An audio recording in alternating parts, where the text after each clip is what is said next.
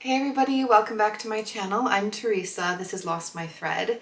Today I want to share all of the crafty things that I got up to leading to Christmas this year and also share some of the craft related Christmas presents that I got. It is my Crafty Christmas Catch-Up.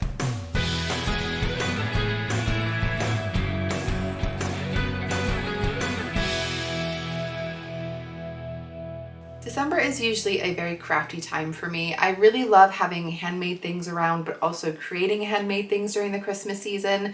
In the last 2 years, I shared what I was making during my vlogmas videos, but this year I didn't do vlogmas, but I did do some crafting.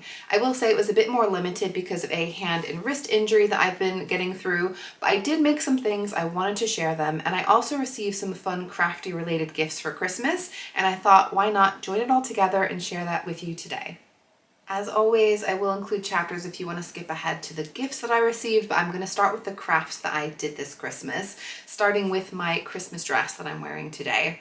So this dress is the Grafton by Cashmerette. I have made multiple versions of this pattern. It is a top and a dress and a skirt pattern that you can mix and match to make different versions. I hacked this because they clearly hadn't given me enough versions. I had to make my own. I decided what I really wanted was like a turtleneck sweater dress, but like a straight line rather than anything that was broken up. So the Grafton pattern has a bodice and skirt sections that you can put together with a seam at the waist, or you can add a waistband. But I didn't want a seam at the waist. I want it to just be one straight long dress. I felt like it would be a really beautiful, elegant thing to wear for Christmas, especially with a really nice cozy sweater knit. Now this fabric I got from Sew Me Sunshine. I got it because I had popped in to pick up some fabric. I actually wanted to get some thread that matched my wedding dress fabric. And if you talk to Harriet, the owner, in advance, she will let you pop into the shop if you want to get stuff face to face. And because I needed matching thread, it really needed to be in person. And while I was there, she showed me this fabric, but in a different colorway because it was so soft. She thought I would really like it. And I did, but I didn't love the color that they had. So she told me, keep my eyes peeled. There's going to be more colors coming. As soon as this came out, I nabbed it immediately. This is a really gorgeous rib knit fabric. It's a viscose rib knit. It is so incredibly soft and cozy. It's relatively thick, so it's quite warm, but it has really nice drape because of the viscose. I knew it was going to be perfect for the idea I had in mind. I wasn't necessarily intending to make it for Christmas, but when I got it and I saw the really lovely green color, I felt like, actually, this is a really good option because it is going to be really comfortable, really cozy to wear, and it absolutely was the perfect Christmas dress for me. It is not the most bright, vivid green. It's like a khaki green, like a brownie green, so it's not screaming Christmas. So I got a little necklace to go along with it to make it feel a little bit more Christmassy. This necklace I actually got, I was inspired by Rachel of the French Seams. She had this in one of her videos, from one of her Festive Friday Sews videos. And guys, it is little Christmas lights and it lights up. So you can do like a flash, or you can do like a more boom, boom, boom, all of the colors coming up at once, or just solid lit up, or obviously you can have a little more understated and just have the pretty Christmas lights. It was super fun to have for Christmas and I have no regrets. I'm definitely happy that I had the necklace and I had this dress. I definitely felt very nice and Christmassy. Now, my version of the Grafton here, it's got the turtleneck version. It is the more relaxed fit version as well. And because I wanted to be one full length dress, I didn't want it too clingy around the tummy. I know this pattern fits me pretty well, but I went for the larger size. So I made a size 10 CD cup. I will put my measurements up on the screen and down the description box if you want to understand how that relates to my size. And then I graded out to a 12 at the hip. But I will say, as I was making this, because I didn't want it too clingy over the tummy, I actually did go out to probably more like, I would say, a 12 at the waist and a 14 at the hip. I was eyeballing it though. I just went a little bit further than the cut lines and I feel like it worked really well for me. I also did slightly A-line it as I went down to the bottom of this dress and I feel like it is exactly the right shape that I wanted. I also have a slit down on the sides of this one just to make it a little bit easier to move around, to sit down and to go upstairs, and I feel like it has just the right volume. It's full length, maxi length, because I felt like it would be extra cozy. It felt so beautiful and elegant and so, so comfortable and perfect for Christmas. The way I figured out how I wanted the length to be is I compared it to another maxi dress that I have, the Sally maxi dress by Closet Core, that also has side slits. So what ended up making it about that size is I lengthened the top. So I took the top version. I didn't worry about any of the skirt options. I just took the top and I lengthened it by 30 inches. And then from the bottom of there, I measured up and I had the slit start 16 inches from the bottom. And that was going to allow the 1-inch hem as well. And that worked out perfectly for me. I'm 5'6", but I did use another pattern just to make sure that I had it right, but just to give you a bit of an idea of what those alterations were like. Like I said, super happy with it. It's really comfortable and I will be wearing this one plenty. I don't need to have the necklace, but it definitely was a little bit more special to wear at Christmas. I also made a couple of personalized Christmas cards using my Cricut Joy. Both my father-in-law and brother-in-law wanted money this year for Christmas to go towards a bigger present that they wanted. And so we thought that we would personalize the cards to make them a little bit more special. My husband and I worked on these together. I think they turned out really well. My father-in-law wanted a new golf club. So we took an image of a Santa swinging a golf club silhouette, put that onto the front of the card. I think that turned out really well. My brother-in-law was getting a new guitar amp for Christmas, a Boss branded guitar amp, and so we used the fonts and the logos to create a card that said, "Have a totally Boss Christmas." The Boss is the actual logo for the Boss brand, the amp that he got, and the other text on there was using the font that's usually used for their guitar pedals. All around, I think both cards came together really well. If you're making a card for the Cricut Joy, when you have those inserts on the back, you're supposed to have little cutouts on the back that you insert the edges of the backing onto, but I couldn't figure out how to do that, so we just glued it on, and I think it worked pretty well. I'm not an expert, but they came out perfectly as far as I'm concerned, and it was a fun thing to craft at Christmas. My husband and I also made some Christmas cookies. Christmas for me is not complete without some cookies. I absolutely had to make some, but I am limited in my skills, so my husband was very much all hands on deck and did all the heavy work, I would say, of making these cookies. Now, because I want to share with you guys all the stuff, including the fails, we did actually make some cookies that we had to throw away that did not work out. We had the intention of making 3 varieties of cookies, but we only ended up with 2. The one that didn't work out, we were planning to make some Linzer cookies, which are like a short bread kind of biscuit, and it's 2 sandwich layers. The top layer has a little cutout section on the top. There's jam in the middle, and there's icing sugar sprinkled on that top layer. It looks Christmassy, it looks really pretty and fun, and I thought it was going to work out really well using some small Christmas cookie cutters to go into the section of the top. The issues we had, I mean, to be honest, I'm not entirely sure what went wrong. Could partly be the recipe. Definitely our butter was not cold enough to start with, because even at room temperature, our butter just wasn't that cold. It hasn't been that cold in London around Christmas time. I should have taken butter from the fridge. I didn't have butter in the fridge, worked with what I had. But also the room, I think, was a bit warm. We were rolling out, took longer than it normally would do because my husband was doing it. He's not an expert roller of cookie dough. All in all, the batter, I think, was just not that cold. The butter was not cold enough, and so it just started to melt a bit as it went into the oven. The shape didn't maintain the shape of the cookie cutouts. They looked like a whole mess. They tasted just an odd, the flavor actually was fine, but the consistency was really odd and chewy. It wasn't what it was supposed to be. We had to say goodbye to those. But we did go with 2 of our fail-safe. We know that these recipes work, and they did work out really well. One is the peanut butter cookies with the Milky Way magic stars in the top that I made in my vlogmas last year. I'll put a link to that video if you guys want to see how I made those. I did actually rewatch that video myself just to get some good tips. Those turned out great. Those are such a hit in our family. And then also I make a butter spritz cookie that I will sandwich together usually with chocolate and sprinkles. Because everyone really just loves the white chocolate ones, I just sandwich them together with white chocolate, dipped in white chocolate, and put on some Christmas sprinkles. Those are always a hit as well. Again, I'll put a link to the vlogmas video last year where I made those.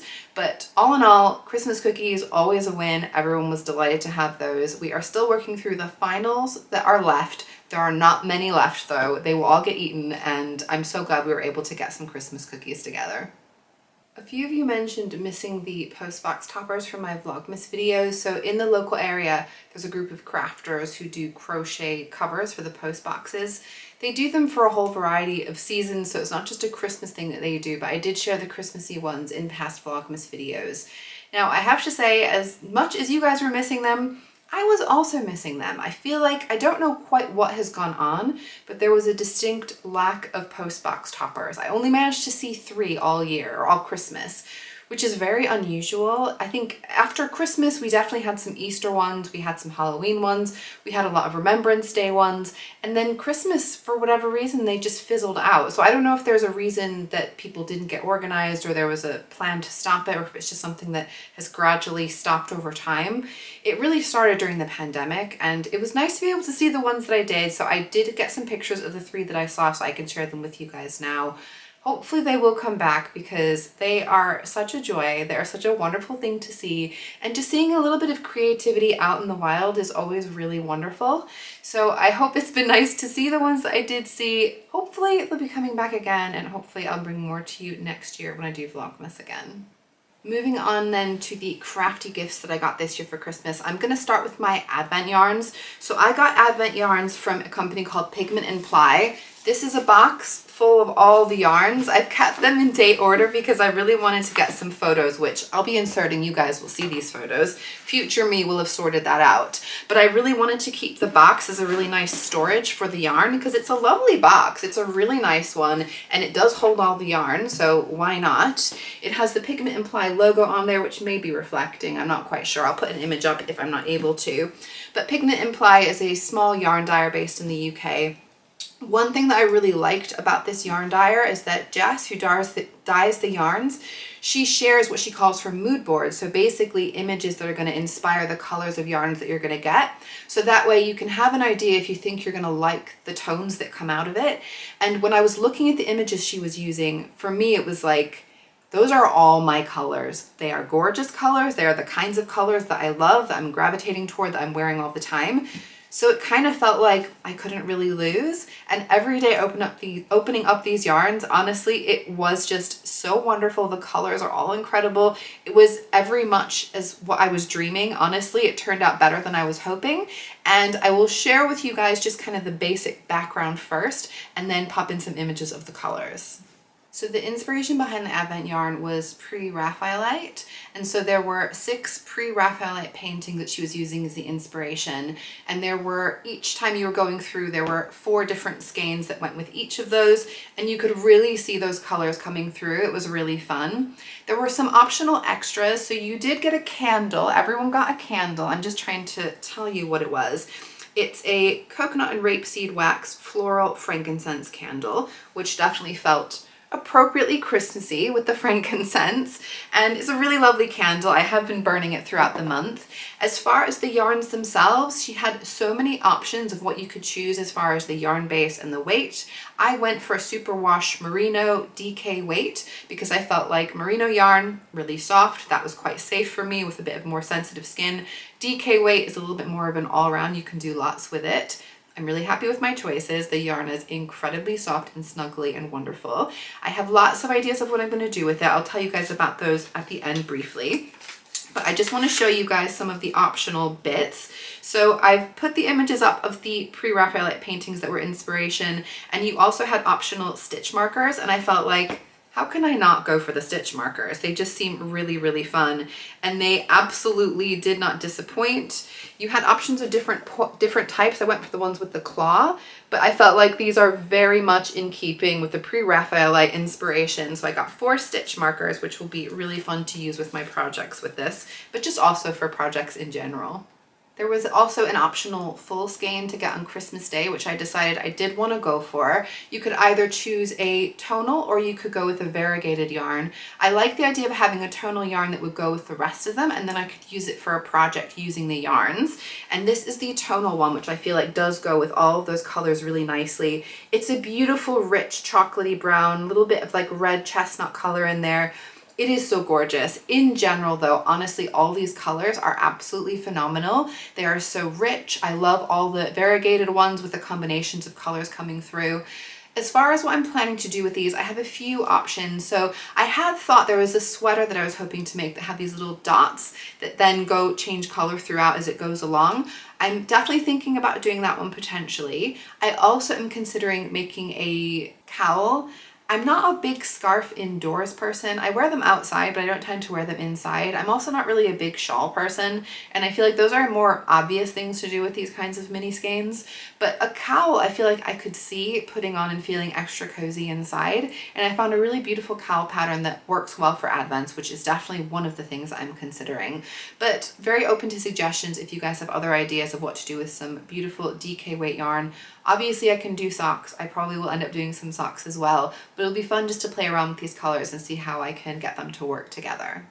My husband also got me, this is a super cute little stocking stuffer. It is a vintage Singer sewing machine-esque. It doesn't have the branding on there, but you know that's what it is.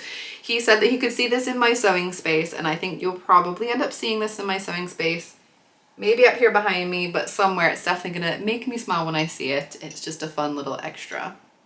I also got the best Christmas gift of all. I'm sorry if you got me a Christmas gift. I don't want to be ungrateful, but when you see which one is my favorite, you will understand why it's my favorite. And that is this phone case made by my 11-year-old niece.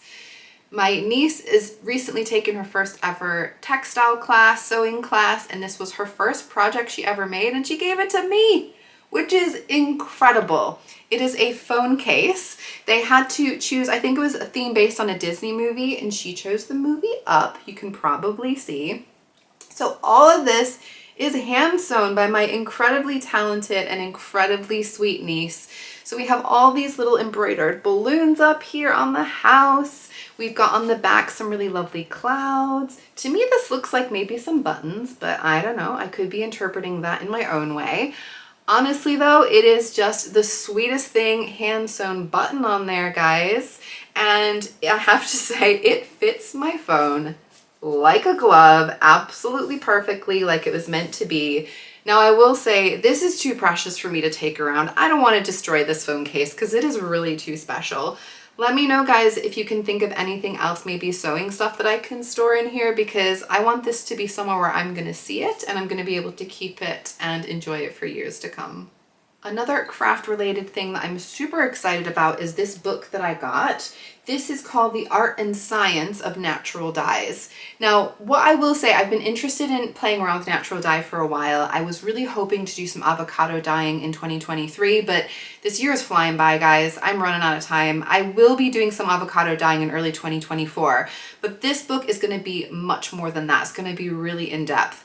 There are so many books about natural dyeing and it's hard to pick between them. What really appealed to me about this one though is that it gets into a lot more detail about the hows and the whys. I feel like if I'm doing something, it's nice to understand how it works and why it works that way. So that to me is just going to be like an extra level of understanding. This book has so much good stuff in there with such a wide range of things that you can dye with, and it's going to be so inspiring. I know that I'm going to want to play around with lots of natural dye in this coming year and years to come, and I look forward to sharing my experiments with you as I play with these dyes. Another crafty thing that I got that I'm looking forward to playing around with is this bead embroidery kit. So Imogen Melissa, she goes to the knitting and stitching show, Stitch Festival, so I've seen her things there. She creates the most incredible embroidery using beautiful, colorful beads. They are generally usually very coral reefy looking, and the colors are incredible. The texture is so, so cool. She's done some where she's taken it and put it into like a rectangular picture frame, which is what I think I want to do. One way or another, I think it's going to be really fun to try and create some of these images, and I think they'll be really beautiful things to decorate my home with, possibly my sewing space, we'll see. But I picked this one with the colors that really just spoke to me the most, felt the most coral reefy. I think that's going to be a fun project as well.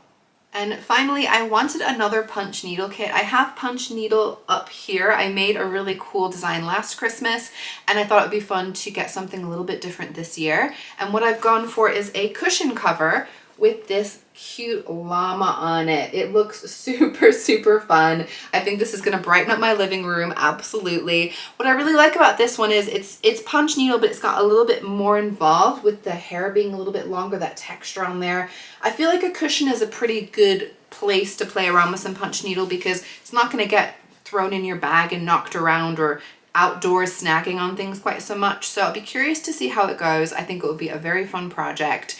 I will say a lot of these things, the sort of more hands-on crafty projects, are a little bit out of my league at the moment with my hand the way it is, but I will get there. I'm really happy to have projects that I can be working on once I'm starting to feel better.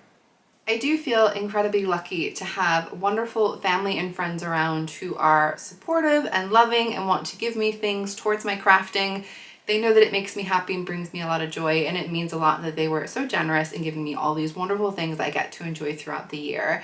I would love to hear what creative crafts you got up to, if you did anything this December for the Christmas, Hanukkah, whatever festive season you celebrate, and or what gifts you got for your crafting, around your crafting. It's really fun to be able to share these things with each other and get an idea of what some of you guys might be getting up to in the coming year as well. Please do give me a like if you enjoyed today's video. Make sure you are subscribed to my channel if you want to catch more of my videos, and I'll be back soon with another one. Hope to see you then. Bye!